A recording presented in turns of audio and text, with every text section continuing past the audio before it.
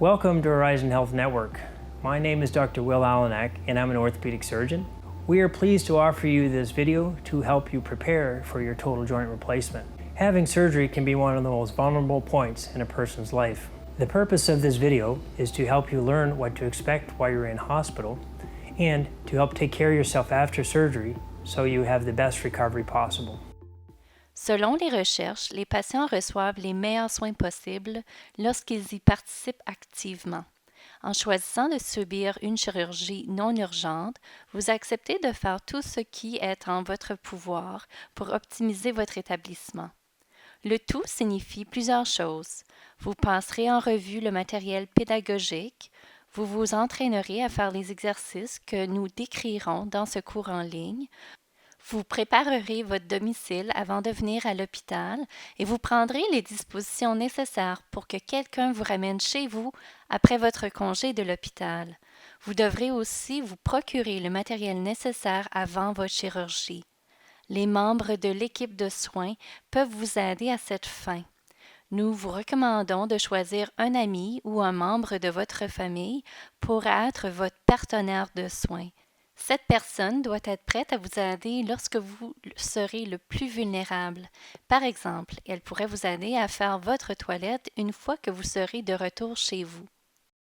Il est très important de vous assurer de ne pas avoir de troubles médicaux ou dentaires, car ces derniers pourraient entraîner une annulation de dernière minute la journée de votre chirurgie ou encore des complications.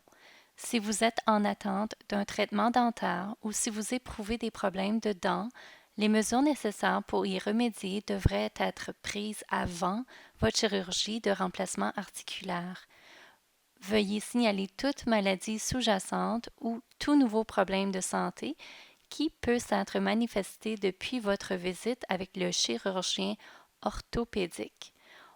On pensera notamment aux problèmes suivants: aggravation d'un problème respiratoire existant, bronchite, crise cardiaque récente, pression articulaire instable, difficulté à uriner, plaies non cicatrisées ou changements cutanés anormaux.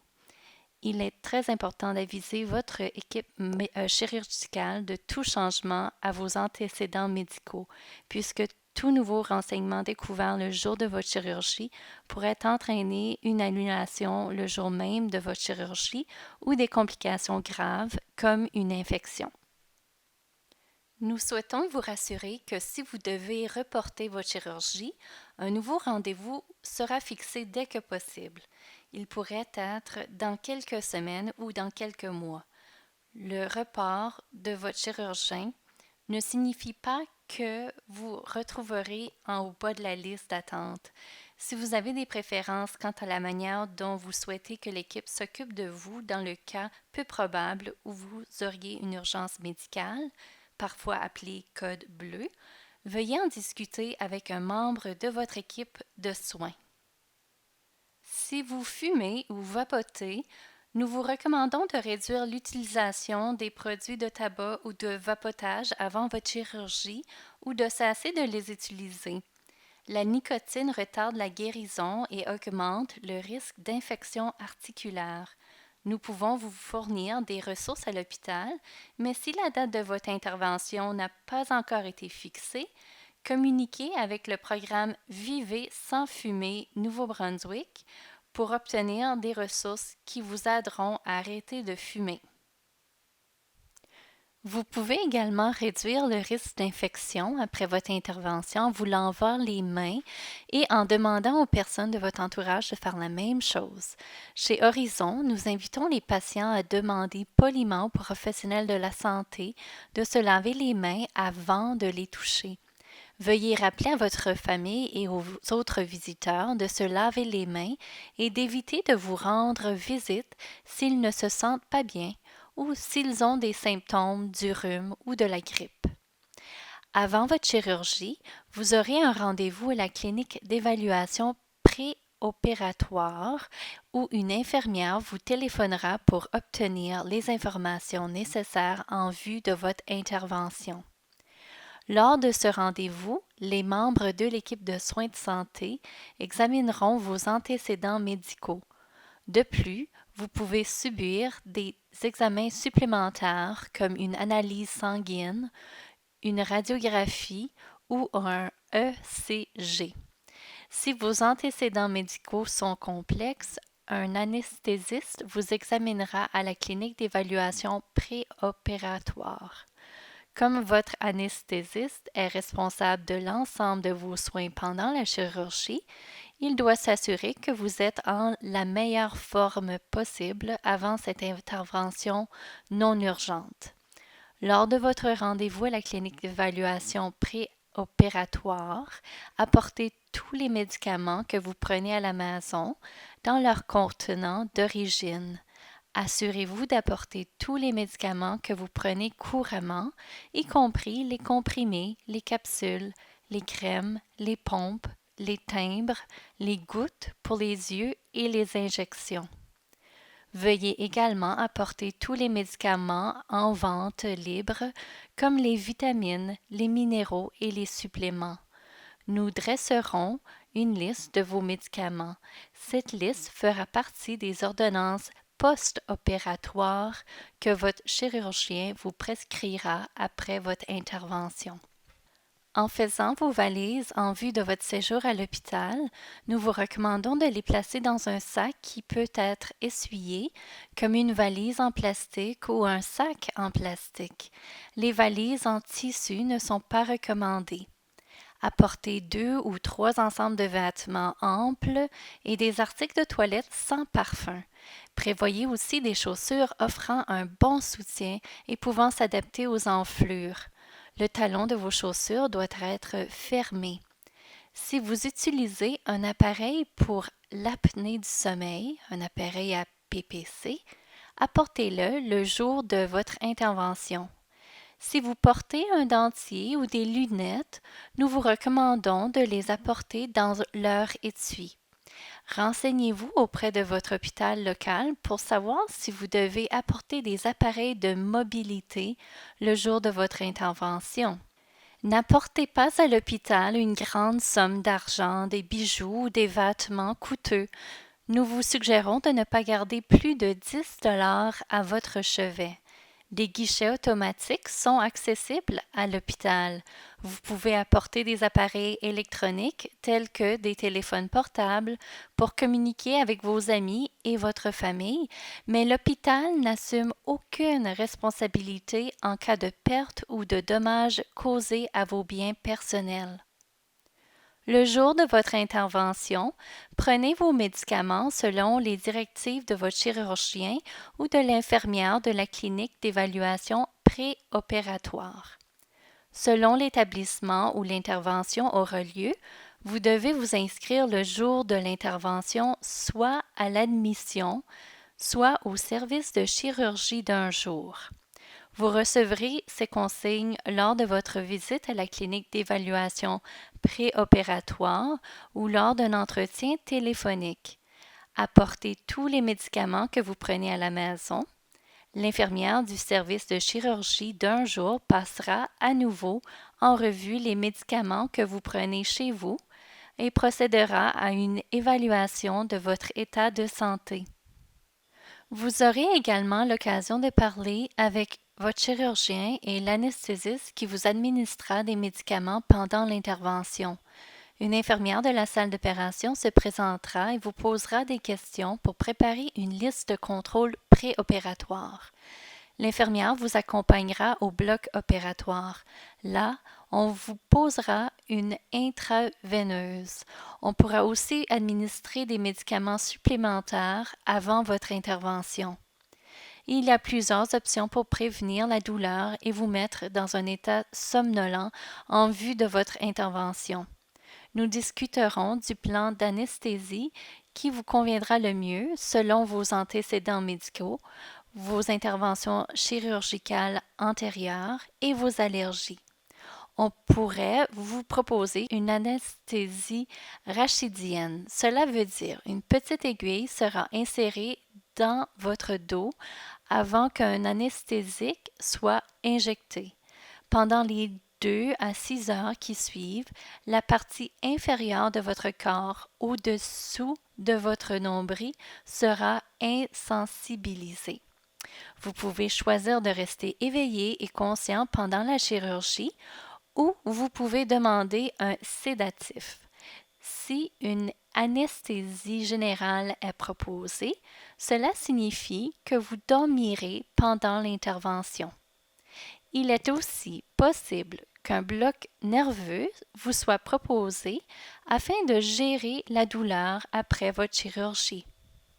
Votre anesthésiste discutera de ces options en détail le jour de votre intervention. Une fois que votre équipe de soins sera prête, vous serez amené au bloc opératoire et on vous aidera à monter sur la table d'opération. Vous recevrez une couverture chaude pour votre confort. L'équipe de soins effectuera un dernier contrôle de sécurité avant de vous endormir. La durée de la chirurgie peut varier entre 60 minutes et 2 heures et demie, dépendant de plusieurs facteurs, notamment la gravité de votre arthrite et du fait que votre articulation ait déjà fait l'objet d'une chirurgie de remplacement ou non. Au cours de votre intervention, votre famille pourra rester dans la salle d'attente et un membre de l'équipe chirurgicale pourra lui donner des nouvelles lorsque l'intervention sera terminée. La famille pourra également recevoir des informations à la réception de la salle d'opération si nécessaire. Il peut y avoir des exceptions en cas de pandémie si les familles ne sont pas autorisées à entrer à l'hôpital. Après votre intervention, vous serez transféré de la salle d'opération à la salle de réveil. Le temps que vous passerez dans la salle de réveil peut varier en fonction du temps qu'il vous faudra pour vous réveiller et de la disponibilité des lits dans l'unité de soins pour patients hospitalisés. Après votre intervention, notre priorité sera de bien contrôler votre douleur. Une bonne gestion de la douleur a une incidence directe sur le rétablissement du patient. Les patients qui souffrent de douleurs intenses sont incapables de prendre de profondes respirations ou d'effectuer leurs exercices post-opératoires. Le personnel infirmier peut augmenter ou diminuer la quantité de médicaments antidouleurs que vous prenez selon votre niveau de douleur. Il est donc important de lui dire comment vous vous sentez. Demandez des médicaments antidouleurs avant que la douleur ne devienne insupportable. Ne laissez pas la douleur s'intensifier jusqu'au point où vous aurez besoin de médicaments antidouleurs immédiatement. Il est plus difficile de soulager la douleur une fois qu'elle devient insupportable. Dites-nous si les médicaments antidouleurs que nous vous donnons ne vous aident pas à soulager votre douleur. Et dites-nous si vous ressentez de la somnolence, des étourdissements, des nausées ou des démangeaisons. Les nausées peuvent nuire à votre rétablissement. Si vous en avez, demandez au personnel infirmier de les traiter. Certains patients craignent de devenir dépendants des médicaments antidouleurs s'ils en prennent après leur chirurgie. Nous utilisons la dose la plus faible possible pendant la période la plus courte possible. Au fur et à mesure que vous guérirez, la douleur causée par l'intervention diminuera et votre besoin de médicaments antidouleurs diminuera aussi. Pendant votre séjour à l'hôpital, les infirmières surveilleront vos incisions et vous expliqueront comment en prendre soin. Une fois que vous aurez reçu votre congé de l'hôpital, vous pourrez vous en occuper sans l'aide d'une infirmière, mais rappelez-vous de garder votre incision propre et de toujours vous laver les mains si vous touchez la zone autour de l'incision. Les facteurs suivants détermineront le moment où vous serez prêt à recevoir votre congé. Vos signes vitaux sont stables, votre douleur est bien gérée, vous pouvez vous mettre au lit et vous en lever seul ou avec un minimum d'aide. Vous pouvez marcher sur une distance raisonnable et monter les marches sans risque si vous avez des escaliers chez vous. À votre admission, nous discuterons avec vous de la date prévue de votre congé. il vous faudra prendre les dispositions nécessaires pour vous faire accompagner chez vous après votre congé parce que vous ne serez pas autorisé à conduire immédiatement après votre chirurgie.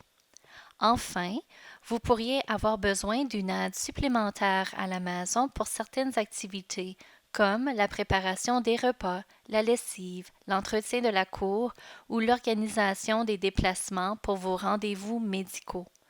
Nous vous conseillons de prendre ces dispositions avant votre intervention. Le rôle du physiothérapeute est de vous aider à améliorer votre mobilité après votre chirurgie.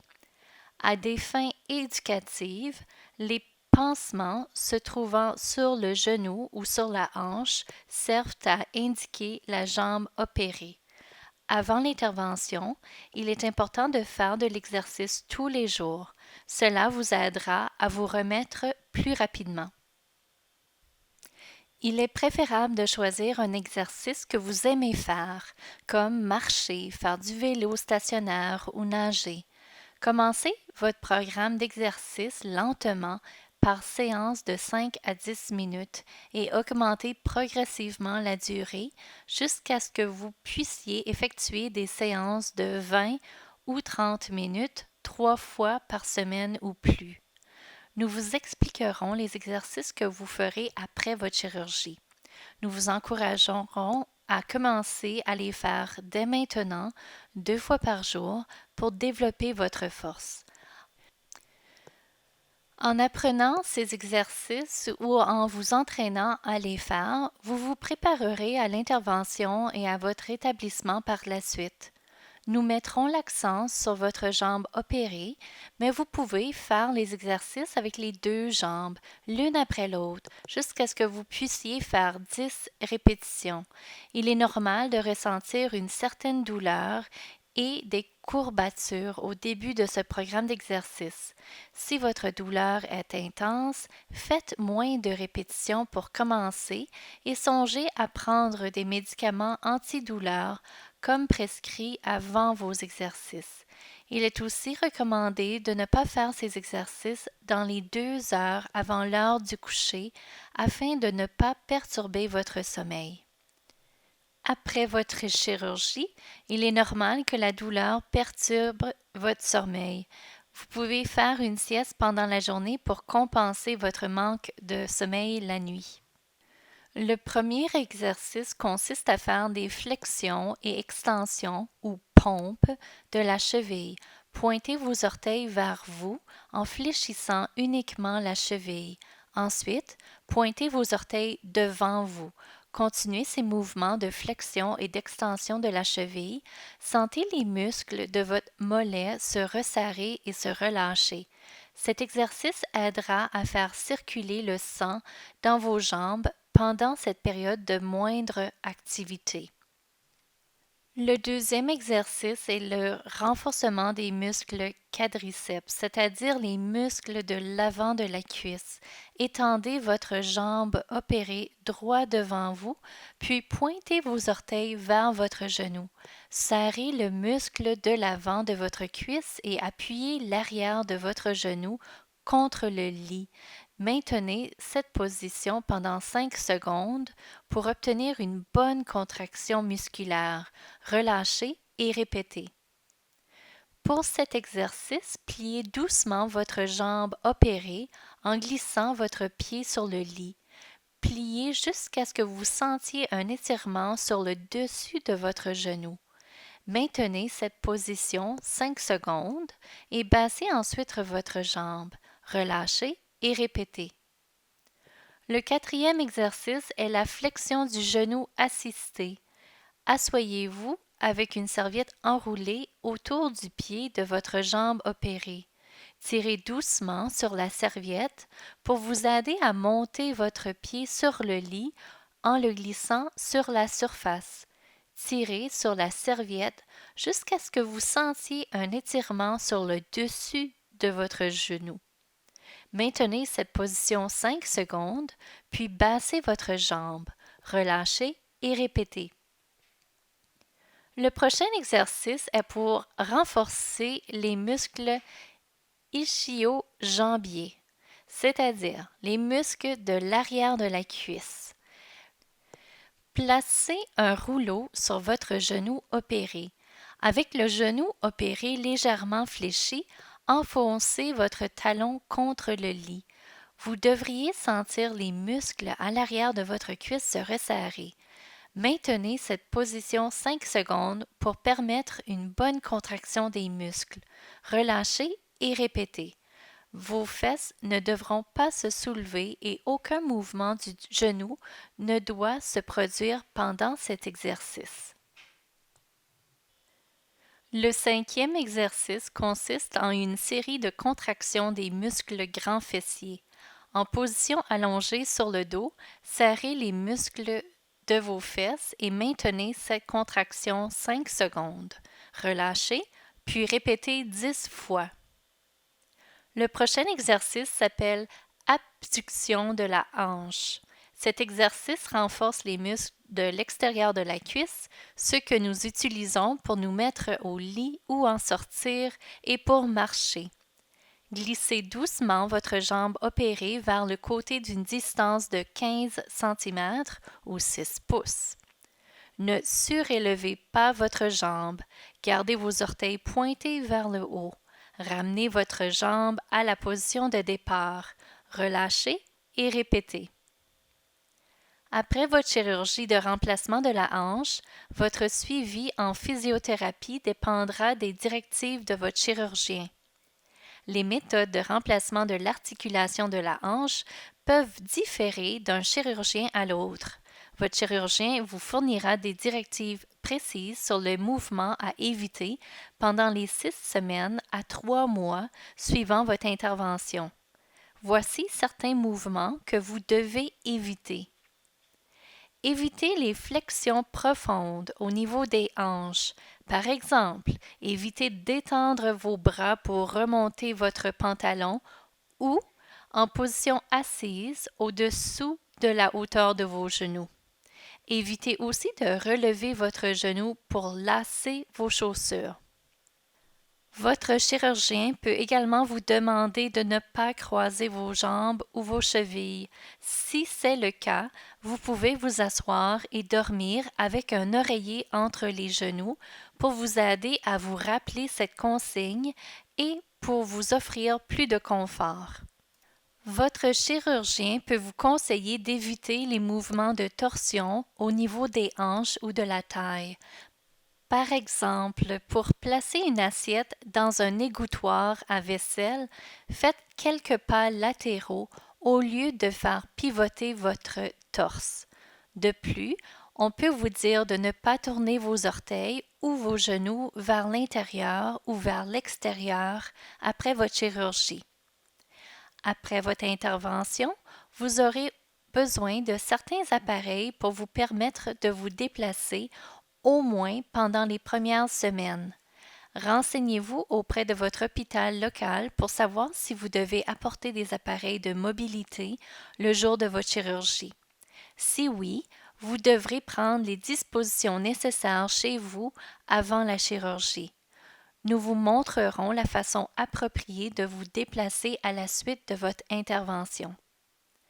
En utilisant une marchette, portez toujours des chaussures bien ajustées et non uniquement des chaussettes. La hauteur de la marchette doit être adaptée à votre taille. Tenez-vous debout avec les bras à vos côtés. Le haut de la poignée de la marchette doit être aligné avec le pli intérieur de votre poignet.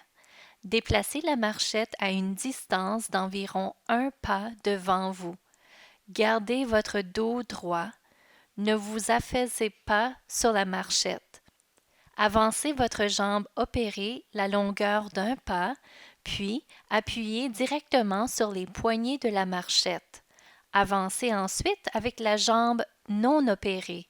Cette technique vous permettra de garder votre équilibre.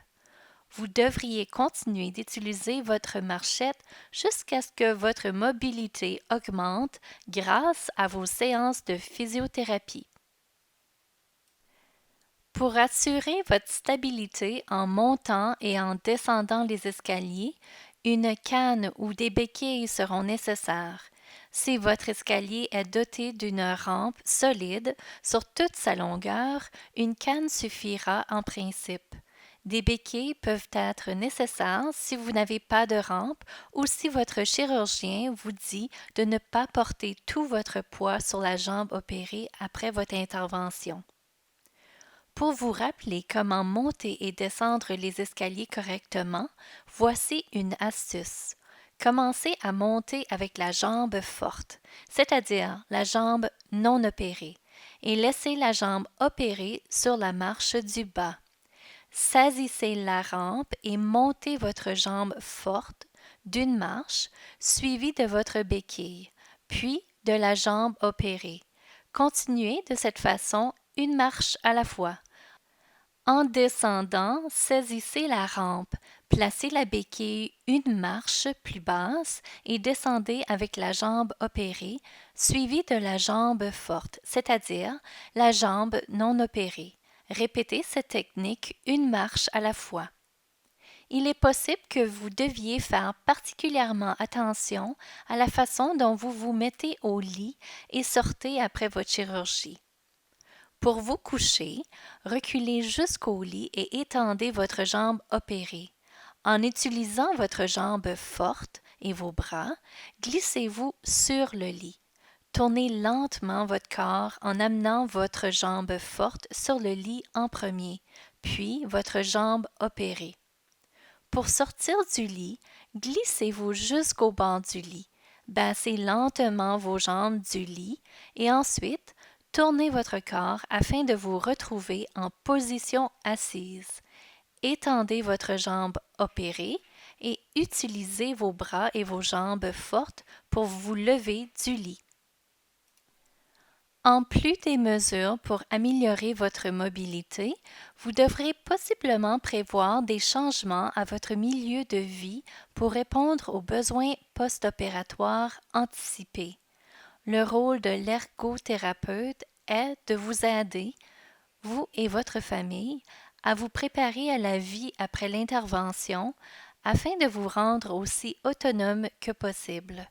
Je vous donnerai des conseils sur certains équipements et appareils fonctionnels dont vous pourriez avoir besoin pour réduire le risque de chute et maintenir votre confort après votre chirurgie. Selon l'environnement dans lequel vous vivrez après votre congé de l'hôpital, quelques changements temporaires pourraient être nécessaires pour que vous puissiez vous déplacer facilement et confortablement. Nous vous recommandons de faire les adaptations nécessaires à votre domicile avant de subir votre chirurgie, car cela pourrait être difficile à faire par la suite. Par exemple, vous pourriez aménager temporairement votre milieu de vie afin de pouvoir demeurer sur un seul étage après votre congé de l'hôpital, de préférence au rez-de-chaussée si possible. Il pourrait être nécessaire de déplacer des meubles, peut-être en installant un lit ou une chaise d'aisance à l'étage où vous comptez rester selon vos besoins. Il est aussi recommandé d'installer des rampes ou d'acheter des accessoires pour vous aider à utiliser les escaliers chez vous. De plus, vous devez enlever les objets encombrants sur le plancher comme les tapis, les moquettes ou les cordons électriques qui pourraient entraîner une chute. Enfin, envisagez de réorganiser le mobilier de manière à vous offrir plus d'espace pour vos aides à marche. Pour favoriser votre confort, votre autonomie et vos capacités fonctionnelles, il est recommandé de placer les articles que vous utilisez fréquemment sur des surfaces situées entre la hauteur de vos épaules et celle de vos hanches. Par exemple, laissez les assiettes et les verres sur le comptoir de la cuisine ou sur la table à manger pour éviter de devoir atteindre les armoires hautes et basses. Dans la salle de bain, mettez les articles que vous utilisez fréquemment sur le comptoir du meuble lavabo. Assurez-vous que le shampoing et les autres articles nécessaires sont à la portée lorsque vous prenez votre bain. Il est important de manger sainement après votre chirurgie pour favoriser le processus de guérison. Vous serez peut-être trop fatigué pour préparer des repas nourrissants après vos chirurgies. Nous vous encourageons donc à préparer vos repas à l'avance et à les faire congeler ou à demander à quelqu'un de préparer vos repas. Une autre option est de faire appel à des services comme Meals on Wheels si un tel service est offert dans votre région. Si vous avez un emploi, vous devez demander un congé pour la période de votre convalescence. La durée du congé varie en fonction de la personne et du type de travail. Consultez votre médecin concernant l'aide et la documentation nécessaire.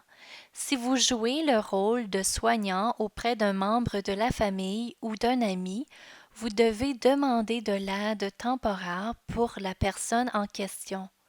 Il peut être difficile aussi de vous occuper d'un animal de compagnie après votre intervention. Vous pouvez avoir besoin de l'aide de votre famille, de vos amis ou d'une pension pour animaux. Nous vous recommandons de faire vos courses et votre épicerie avant l'intervention. Lorsque vous reviendrez de l'hôpital, vous aurez besoin d'aide pour faire votre valise, votre épicerie et le ménage. Selon la période de l'année, vous devrez peut-être prendre des dispositions pour l'entretien de la maison, comme pour déneiger ou tondre le gazon. Vous devrez peut-être modifier vos activités quotidiennes et ajouter certains accessoires à votre domicile avant votre congé de l'hôpital. Nous vous encourageons à vous entraîner à faire des exercices présentés dans cette vidéo avant votre chirurgie. Il est important de réduire la pression sur votre nouvelle articulation en position assise. Une chaise ou un fauteuil doté d'un dossier solide et d'accoudoirs robustes est idéal après votre intervention. La hauteur du siège doit être de 5 cm ou 2 pouces au-dessus du niveau de vos genoux. Utilisez un coussin en mousse de haute densité et des rehausseurs de lit pour les surfaces en dessous de ce niveau. Il est plus facile de s'asseoir ou de s'allonger sur des surfaces qui sont plus hautes et plus fermes, et aussi de s'enlever. Pour vous asseoir, reculez vers la chaise jusqu'à ce que vous la sentiez contre vos jambes. Étendez votre jambe opérée. Tendez vos bras vers l'arrière pour saisir les accoudoirs et abaissez-vous lentement sur la chaise. Vos hanches doivent être plus hautes que vos genoux. Pour vous lever de la chaise de manière sûre, glissez vos hanches jusqu'aux bases du siège et étendez votre jambe opérée. Relevez-vous de la chaise en appuyant sur les accoudoirs avec vos mains en même temps que vous pressez votre jambe forte sur le sol. Voici quelques facteurs à prendre en considération en choisissant un siège. Évitez les sièges qui bercent, qui pivotent, qui glissent ou qui ont des roues. Une chaise avec des accoudoirs vous aidera à vous lever en gardant votre corps droit et diminuera la pression sur votre nouvelle articulation. La hauteur optimale de votre siège doit être d'environ 5 cm ou 2 pouces au-dessus du pli arrière de votre genou. La hauteur maximale du siège ne doit pas dépasser la partie inférieure de vos fesses. Certaines surfaces, comme celles des banquettes de voiture ou des lits, peuvent être trop élevées. Dans le cas d'un divan ou d'une causeuse, vous pourriez insérer une planche sous le coussin pour le raffermir ou vous procurer une base plus stable pour les transferts. Si vous devez adapter votre mobilier existant, des blocs de chaises ou une plateforme peuvent être construits ou achetés pour surélever une chaise ou un fauteuil. Un coussin ferme en mousse de haute densité est une autre excellente option. Comme le coussin est portatif, il peut être utilisé sur différents sièges comme dans la voiture ou à la maison. Des coussins fermes en mousse se vendent au magasin de fournitures médicales ou au magasin de rembourrage ou de tissu. Si votre lit est trop bas pour permettre des transferts confortables, utilisez des rehausseurs de lit ou ajoutez un matelas supplémentaire. Si la longueur du lit est trop élevée, enlevez les roulettes du cadre du lit ou le sommier pour l'abaisser à la hauteur appropriée. La hauteur du siège de toilette, tout comme la hauteur des autres sièges dans votre résidence, doit être de 5 cm ou 2 pouces au-dessus du niveau de votre genou. Si la hauteur du siège de toilette doit être augmentée pour des raisons de confort, utilisez un siège de toilette surélevé ou une chaise d'aisance. Il y a différentes hauteurs de sièges de toilette surélevés. Si une toilette dotée d'un siège d'une hauteur confortable ou surélevée est déjà en place, un siège surélevé plus court peut être nécessaire. Si la hauteur du siège de toilette est adéquate, vous pourriez avoir besoin d'un cadre de sécurité de toilette pour soutenir vos bras. La plupart de ces cadres se fixent à l'arrière du siège, là où se trouvent les boulons de la toilette. L'installation des barres d'appui peut être une autre option si les murs sont assez rapprochés de la toilette. Faites l'essai de tous les accessoires de toilette pour vous assurer qu'ils sont bien ajustés. Comme la forme des cuvettes varie, il peut être nécessaire de faire des ajustements pour assurer le confort et la stabilité du siège de toilette surélevé. Une chaise d'aisance placée au-dessus de la toilette peut être une solution si un siège de toilette surélevé ne convient pas. Pour vous asseoir sur le siège de toilette surélevé, reculez de la même manière que vous le feriez pour vous asseoir sur une chaise ou un lit. Lorsque vous sentez la toilette derrière votre jambe, allongez votre jambe opérée, pliez légèrement votre jambe forte et, à l'aide de vos deux bras, asseyez-vous sur le siège.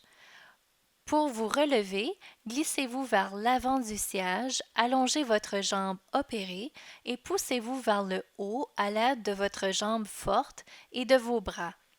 Assurez-vous de pousser contre les deux accoudoirs pour que le cadre de sécurité demeure stable. N'utilisez jamais un porte-serviette ou un porte-papier hygiénique pour vous relever du siège de toilette. Il pourrait se détacher facilement du mur et entraîner une chute. Si vous avez besoin d'un soutien supplémentaire dans la salle de bain, pensez à installer des barres d'appui. Si vous vous levez fréquemment la nuit ou si vous devez parcourir une longue distance pour aller à la salle de bain, vous pourriez utiliser une chaise d'aisance fixe près du lit. Un urinoir est une autre option.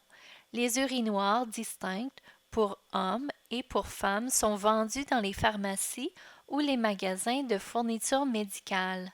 Rappelez-vous que le risque de chute la nuit peut être plus élevé. Notre vigilance et notre temps de réaction sont faibles à ces moments-là. Prévoyez un éclairage de nuit et assurez-vous que l'accès à la salle de bain est bien dégagé en tout temps. Après votre chirurgie de remplacement, il faut éviter de submerger la zone opérée dans l'eau avant que votre incision soit complètement cicatrisée. Voici divers moyens de vous laver après votre chirurgie. Bain à l'éponge, à l'évier ou à votre chevet à l'aide d'un bac. Il faut envisager cette option si vous ne vous sentez pas assez bien pour utiliser la douche ou la baignoire. Le fait d'être assis pourrait vous faciliter la tâche et vous permettre de faire des pauses. Vous pouvez vous laver les cheveux dans l'évier de la cuisine ou de la salle de lavage. Un shampoing sec ou un bonnet pour shampoing sans rinçage offre une autre option. Les deux se vendent dans les pharmacies. Si vous utilisez une douche de plein pied, une chaise de douche peut vous permettre d'éviter de mettre tout votre poids sur votre nouvelle articulation et de réduire votre fatigue. Si vous utilisez une baignoire, un banc de transfert vous aidera à entrer dans la baignoire et à en sortir. Si vous utilisez un banc de transfert pour entrer dans la baignoire et en sortir, 2 pattes du banc doivent être dans la baignoire et les 2 autres pattes doivent rester à l'extérieur. Ajustez la hauteur du banc de sorte qu'elle arrive à 5 cm ou 2 pouces au-dessus du niveau de vos genoux. Si la baignoire est munie de portes coulissantes, elles devront être enlevées. Une barre à rideau et un rideau de douche pourraient être installés temporairement, afin de vous permettre d'entrer dans la baignoire et d'en sortir. Pour éviter que l'eau ne s'accumule sur le sol, le rideau de douche peut être replié sous votre cuisse ou dans les fentes du banc de transfert de la baignoire pour aider à diriger une partie de l'eau dans la baignoire. Pour entrer dans la baignoire, reculez jusqu'au banc, allongez votre jambe opérée et accrochez-vous au dossier du banc de transfert. Glissez-vous vers l'arrière du siège et passez vos jambes dans la baignoire. Pour éviter de vous incliner vers l'avant, fixez une douche téléphone au banc. Ouvrez le robinet avant d'entrer dans la baignoire. Pour sortir de la baignoire, placez vos jambes sur le côté et passez-les au-dessus de la baignoire. Glissez-vous vers l'extrémité avant du siège, tenez-vous sur le dossier du siège, allongez votre jambe opérée et relevez-vous ensuite en poussant à l'aide de vos bras et votre jambe forte. Utilisez un tapis de bain antidérapant à l'intérieur comme à l'extérieur de la baignoire. Si vous voulez effectuer un type de transfert sans banc de transfert dans la baignoire, demandez à votre physiothérapeute ou à votre ergothérapeute de vous recommander les options et les appareils les plus appropriés. Des dispositifs d'aide pour le bain peuvent vous aider à rester autonome après votre chirurgie. Une éponge à long manche peut vous aider à vous lever la partie inférieure des jambes et les pieds. Un tapis de baignoire ou de douche antidérapant est recommandé à l'intérieur comme à l'extérieur de la baignoire ou de la douche afin d'augmenter votre sécurité en réduisant le risque de chute.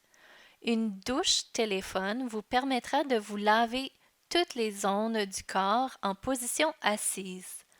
Un lave-orteils à long manche vous aidera à vous laver les zones entre les orteils. Utilisez une serviette et un accessoire à long manche pour sécher les zones entre vos orteils. Vous pouvez demander l'aide d'un membre de la famille si possible. Vous pouvez utiliser un bâton d'habillage ou un accessoire à long manche pour mettre des pantalons et des sous-vêtements tout en limitant les mouvements de flexion. Pour vous habiller et vous déshabiller, asseyez-vous sur une chaise ou un lit. La hauteur de la surface doit être de 5 cm ou 2 pouces au-dessus de votre genou. Pour mettre un pantalon, utilisez l'accessoire à long manche afin d'enfiler d'abord la jambe opérée et ensuite l'autre jambe. Avancez vers le bord de la chaise, allongez la jambe opérée, levez-vous et remontez le pantalon. Pour enlever le pantalon, utilisez l'accessoire à long manche pour retirer d'abord la jambe forte du pantalon, puis la jambe opérée ensuite. L'accessoire à long manche peut aussi servir à d'autres tâches, notamment pour ramasser des objets par terre, tirer les couvertures du bout du lit la nuit et sortir des vêtements de la laveuse ou de la sécheuse. Il est recommandé de fixer l'accessoire à grand manche à votre marchette afin de l'avoir à portée de la main à divers endroits tout au long de la journée. Après votre chirurgie, il faut porter des chaussures fermées, c'est-à-dire avec un talon et les embouts fermés. Le pied ne doit pas glisser à l'intérieur de la chaussure quand vous marchez. La chaussure doit s'adapter à des changements de pointure dus à l'enflure et elle doit avoir une semelle ferme mais souple qui soutient le pied. Par exemple, des espadrilles à lacets élastiques conviendraient. Les lacets élastiques peuvent transformer des chaussures à lacets ordinaires en chaussures à enfiler pour un plus grand confort. Un chasse-pied à longue manche peut vous aider à mettre vos chaussures plus facilement en position assise et à éviter de vous pencher. Pendant les 3 premiers mois suivant la chirurgie, il peut être plus facile d'utiliser un enfile-bas pour mettre vos chaussettes. Glissez la chaussette sur l'enfile-bas. Le talon de la chaussette doit épouser la forme du fond courbé avec 2,5 cm ou 1 pouce de la chaussette dans la partie creuse. Tenez les cordons et placez l'enfile-bas sur le sol. Introduisez lentement votre pied dans la chaussette jusqu'à ce que vos orteils touchent l'extrémité de la chaussette. Maintenant, tirez sur les cordons. L'enfile-bas sort et la chaussette passe sur le pied. Pour retirer la chaussette, il suffit de glisser un long chausse-pied dans la chaussette derrière le talon.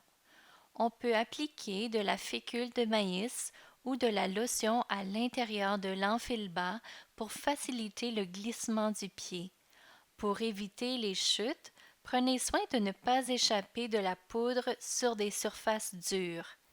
Il est recommandé de mettre votre pantalon avant vos chaussettes pour éviter tout frottement. Vous ne pourrez pas conduire avant de recevoir l'autorisation de votre chirurgien. Consultez votre chirurgien pour savoir s'il y a des restrictions concernant les déplacements en véhicule pendant les 6 à 8 semaines suivant votre intervention. Une fois que vous saurez dans quel véhicule vous vous déplacerez après la chirurgie, vous pourrez songer à apporter des modifications au siège du passager. Si possible, déplacez le siège sur lequel vous serez assis pour voir si vous pouvez maximiser l'angle ou utiliser un coussin en mousse de haute densité pour augmenter la hauteur du siège. Placez votre coussin en mousse de haute densité sur le siège de manière à ce que la hauteur du siège soit à 5 cm ou 2 pouces au-dessus de la hauteur de vos genoux. Il pourrait être utile de recouvrir le coussin ou le siège d'un grand sac à ordures pour vous aider à glisser plus facilement. La barre Handybar et le siège pivotant sont d'autres outils pratiques. La barre Handybar permet de monter et de descendre une voiture à l'aide d'une poignée. Elle se fixe sur le loquet de la porte. Le coussin pivotant a un socle antidérapant qui maintient le coussin en place alors que la partie supérieure pivote pour aider la personne à tourner son corps en vue de s'asseoir dans la voiture. Assurez-vous que le siège du passager est repoussé vers l'arrière et incliné vers l'avant. Reculez vers la voiture. Allongez votre jambe opérée et, en vous soutenant à l'aide de vos bras, asseyez-vous. Glissez-vous vers l'arrière le plus loin possible et entrez ensuite vos 2 jambes dans la voiture. Pour descendre de la voiture, sortez lentement vos jambes et continuez de rester incliné vers l'arrière. Allongez votre jambe opérée et glissez-vous jusqu'au bord du siège. Levez-vous en vous soutenant à l'aide de votre jambe forte et de vos bras. Monter dans un véhicule et en descendre peuvent être parmi les tâches les plus ardues après votre chirurgie. Nous vous recommandons de vous exercer à cette technique chez vous avant votre intervention. Avant votre intervention, vous êtes responsable de vous procurer l'équipement dont vous aurez besoin chez vous. Nous vous recommandons aussi de vous entraîner à l'utiliser avant la chirurgie. Le régime d'assurance maladie provinciale ne couvre pas le matériel médical pour usage à domicile. Nous vous encourageons vivement à vous renseigner sur les services et les produits couverts dans le cadre de votre régime d'assurance privé. Certaines assurances peuvent rembourser une partie des frais engagés. Si vous bénéficiez d'une couverture, il est possible que les ordonnances à l'égard de ce matériel doivent être remplies par votre médecin. La plupart des appareils sont réglables et peuvent être empruntés à des amis et à la famille. Vos aides à la marche devront être en bon état et adaptées à la hauteur qui vous convient. Certains appareils vous seront peut-être nécessaires pendant quelques semaines seulement, d'autres pour une période allant jusqu'à 2 mois. Le prix d'achat ou de location de chaque article peut varier. On peut les trouver dans divers magasins de fournitures médicales et dans certaines pharmacies. On peut emprunter des appareils à la Croix-Rouge gratuitement, mais la disponibilité des fournitures est restreinte et il peuvent y avoir une liste d'attente pour divers articles. Pour avoir accès à des appareils par l'intermédiaire du programme de prêt de la Croix-Rouge, vous devrez demander à un ergothérapeute, à un physiothérapeute ou à un médecin de remplir une demande à cet effet. Les pharmaciens travaillent en coulisses pour s'assurer que les patients prennent les bons médicaments. Après une chirurgie, vous recommencerez à prendre un nouveau médicament qu'on appelle un anticoagulant. Les anticoagulants rendent le sang plus fluide et réduisent le risque d'un caillot sanguin se forme. Les patients ayant subi un remplacement de la hanche ou du genou sont susceptibles de développer des caillots sanguins. 2 facteurs prévisibles sont en cause. Premièrement, la formation de lésions tissulaires liées à la chirurgie et deuxièmement, l'inactivité de la personne à la suite de son intervention. Certains patients ont également des antécédents de caillots sanguins ou de troubles de la coagulation qui peuvent augmenter leur risque de formation de caillots sanguins post-opératoires. Après votre congé de l'hôpital, il est important de connaître les signes et les symptômes d'un caillot sanguin. Les symptômes d'un caillot sanguin sont les suivants: douleur à la poitrine, étourdissement, essoufflement, sensibilité à la jambe, enflure de la jambe. Ici, il est important de noter que la sensibilité à la jambe est différente de celle liée à votre chirurgie. Si vous avez des symptômes après votre intervention, ne tardez pas à consulter un médecin. Rendez-vous à l'hôpital ou au centre de santé le plus près. N'oubliez pas de signaler que vous avez récemment subi un remplacement du genou ou de la hanche. Pour réduire le risque de formation de caillots, l'hôpital vous donnera un anticoagulant pour rendre votre sang plus fluide. Vous devez continuer de prendre ce médicament après votre congé de l'hôpital. Le choix d'anticoagulants que vous prendrez dépend de vos autres problèmes médicaux, de vos allergies et de votre fonction rénale et des interactions médicamenteuses possibles. Il est important de noter que ces médicaments ne seront efficaces que si vous les prenez selon les directives. À votre congé, vous recevrez une ordonnance pour les jours de votre traitement qui vous restent. Il est important d'apporter cette ordonnance à votre pharmacie le plus tôt possible. Il est aussi essentiel de ne sauter aucune dose de votre médicament pour prévenir des caillots. Si vous éprouvez des problèmes liés à la prise en charge des frais que vous engagez pour l'anticoagulant, communiquez dès que possible avec votre chirurgien. Ne retardez pas le début du traitement. En raison d'une maladie, il est possible que certains patients prennent déjà des médicaments pour prévenir la formation de caillots sanguins.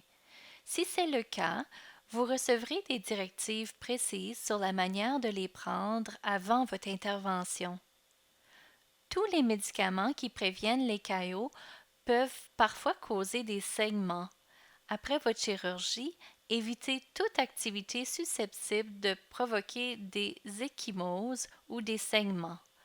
Vous pouvez également avoir tendance à saigner davantage après vous être coupé, en saignant du nez ou même en vous brossant les dents. Un changement soudain de la couleur de votre urine ou de vos selles peut indiquer la présence de saignements. Si cela se produit, consultez un médecin.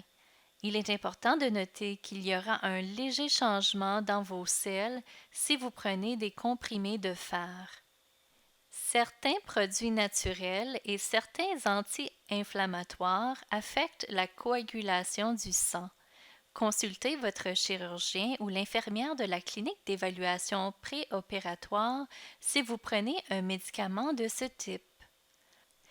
En général, les patients qui subissent un remplacement chirurgical de la hanche ou du genou ne voient pas un diététiste pendant leur séjour à l'hôpital, mais une alimentation saine avant et après l'intervention est importante pour vous aider à vous rétablir.